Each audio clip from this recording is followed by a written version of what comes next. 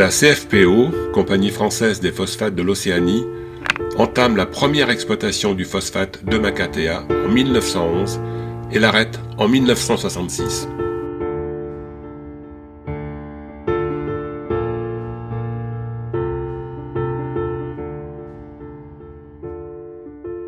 Les conséquences de cette exploitation sont immenses. Elle a généré la destruction de trésors archéologiques, amputé d'un tiers de sa surface une forêt primaire unique en Polynésie française, et la mort par intoxication due aux poussières fines de phosphate de nombreuses personnes. La contamination par les voies respiratoires a généré de graves maladies pulmonaires, dont des cancers, et la consommation de l'eau douce, des légumes des jardins et des produits de la pêche, de nombreux décès, dont et surtout chez les enfants.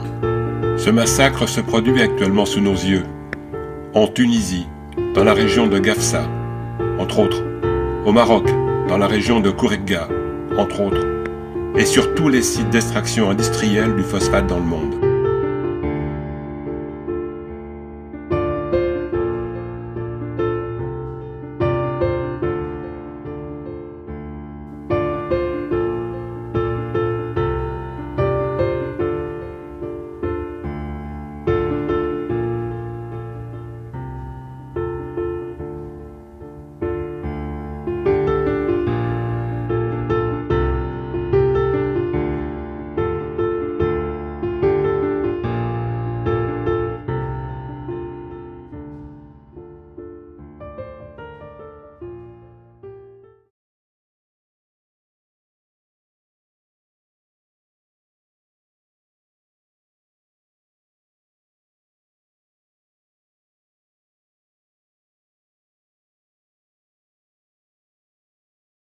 Julien May est le Tavana de Makatea. Il est également le porteur du nouveau projet d'extraction du phosphate sur Makatea, avec Colin Randall, le PDG de la société australienne SAS Avenir Makatea.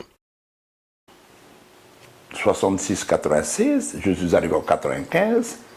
Mon premier courrier, c'est de dire au pays, il n'est pas question, on revient chez nous. Parce qu'un an après, il faut bien se rendre à l'évidence, il y avait cette fameuse loi de la prescription trentenaire. Et là, Makatea aurait perdu son âme, complètement.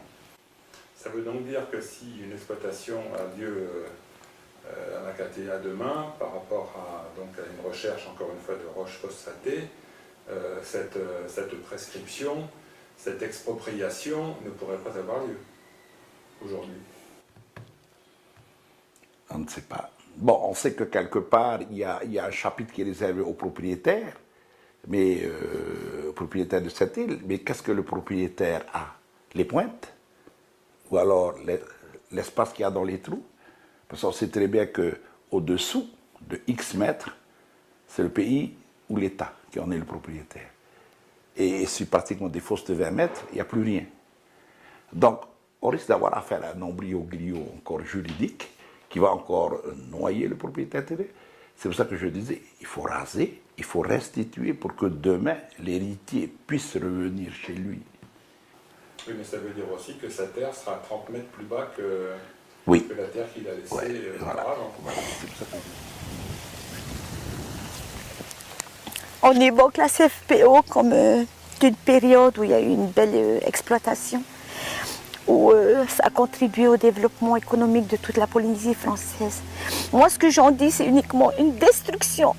C'est incroyable, c'est une très belle destruction de mon île. Bon, maintenant, cela fait partie du passé, cela fait partie de mon histoire. Et je ne voudrais surtout pas qu'on touche à cet endroit-là, qu'on laisse cet endroit tel que c'est.